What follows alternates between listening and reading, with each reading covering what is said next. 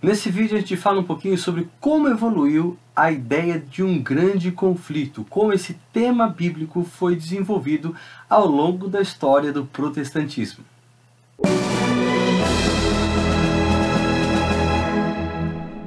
Quando surge a Reforma Protestante, muitos dos reformadores magisteriais como Lutero e Calvino dependiam da ideia de Agostinho de Hipona sobre a predestinação. Embora esse termo tenha sido formulado depois, a dupla predestinação estava, de certa maneira, tanto na mente de Calvino quanto Lutero. De acordo com esse conceito teológico, Deus predestina alguns para serem salvos, enquanto outros são predestinados para receberem o castigo por causa do pecado. Então Deus elege algumas pessoas em detrimento de outras.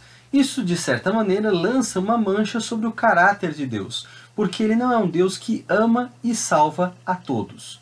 Esse conceito de eleição, de certa maneira, está ligado à ideia de um Deus atemporal, que decide salvar o homem na esfera em que habita, a esfera da atemporalidade.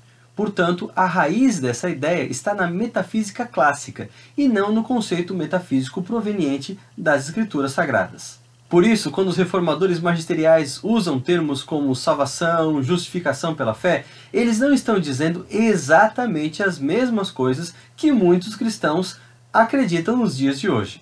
Seja como for, ao contrário dos reformadores magisteriais, os anabatistas tinham uma outra ideia, acreditando que de fato a salvação era para todas as pessoas. Se você tem curiosidade de saber um pouquinho mais sobre os anabatistas, existe um vídeo aqui no canal que eu falo só apenas a respeito desse grupo religioso. Inclusive, algumas pessoas, quando eu postei aquele vídeo, fizeram nos comentários perguntas que me pareceram diacrônicas a respeito desse grupo anabatista, se eles eram arminianos ou calvinistas. A grande verdade é que eles eram arminianos antes de Armínio.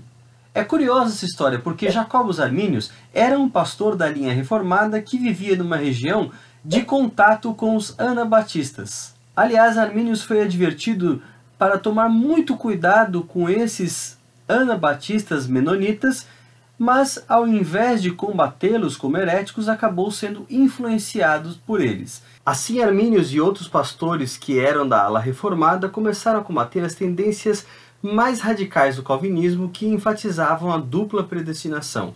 Eles colocavam isso em xeque ao demonstrar a liberdade que Deus deu ao homem e como isso fazia parte do governo moral de Deus. Embora Arminius discordasse em muitos pontos dos anabatistas, especialmente no que diz respeito ao governo da igreja, ele acreditava na questão do livre-arbítrio.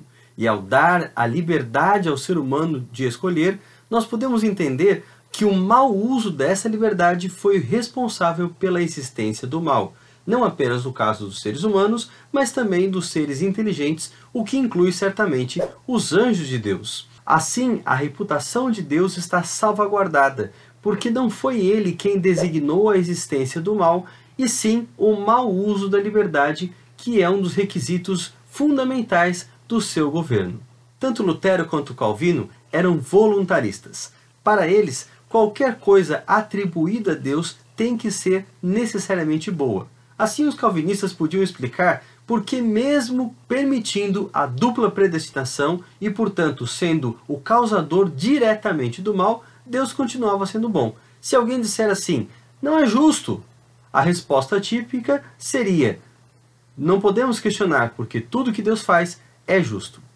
Em contrapartida, Arminius era antivoluntarista. Ele acreditava que Deus só poderia fazer coisas boas e justas por causa do seu caráter. Assim, é incompatível acreditar que Deus seja capaz de permitir algo completamente injusto como a existência do mal. Ao criar o mundo e a humanidade, Deus compartilha esses traços de sua justiça e nós podemos entender que, em certa medida, o homem pode e deve imitar esse exemplo do Criador agindo com justiça.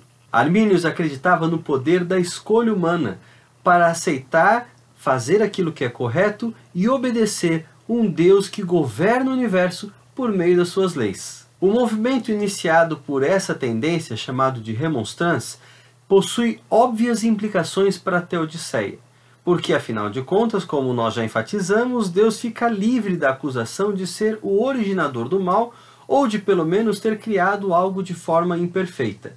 Afinal, é a liberdade de escolha fundamento do governo de Deus que, quando mal usada, dá origem ao mal, sofrimento e afastamento de Deus. Ao mesmo tempo, essa postura admite que a expiação é feita para todos. Deus quer salvar a todos e não apenas alguns poucos eleitos. Quem articula em detalhes essas ideias é Hugo Grotius, que fornece uma base suficiente para entender o tema da grande controvérsia entre Deus e Satanás. Outros teólogos como Edward Jr., Nathaniel Taylor, também continuaram enfatizando o governo moral de Deus. Isso impactou uma geração de pastores e teólogos presbiterianos, incluindo famosos como Charles Finney, o grande evangelista do segundo grande avivamento, e Albert Barnes, um comentarista bíblico bastante influente no século XIX. Como você já deve ter percebido, o desenvolvimento desses temas forneceu toda uma estrutura para que depois os adventistas do sétimo dia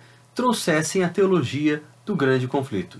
Essa teologia ajuda a entender, entre outras coisas, que Deus permite sim o mal.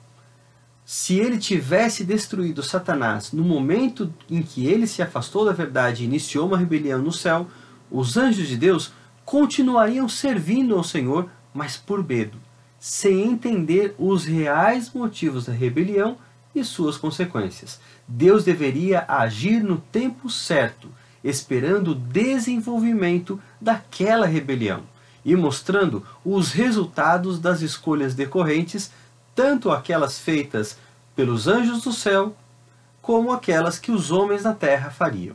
O governo de Deus é fundamentado em suas leis e na obediência voluntária motivada pelo amor. Assim, o tema do grande conflito é o caráter de Deus, o seu caráter amoroso, bondoso e justo. Você já conhecia esses temas? Deixe aqui nos comentários o que você acha desse assunto do grande conflito. E se você não conhecia o nosso canal, inscreva-se, compartilhe os vídeos e não deixe de curtir esse vídeo que você acaba de assistir. Toda semana produzimos vídeos novos. Esperamos você na próxima semana. Deus abençoe.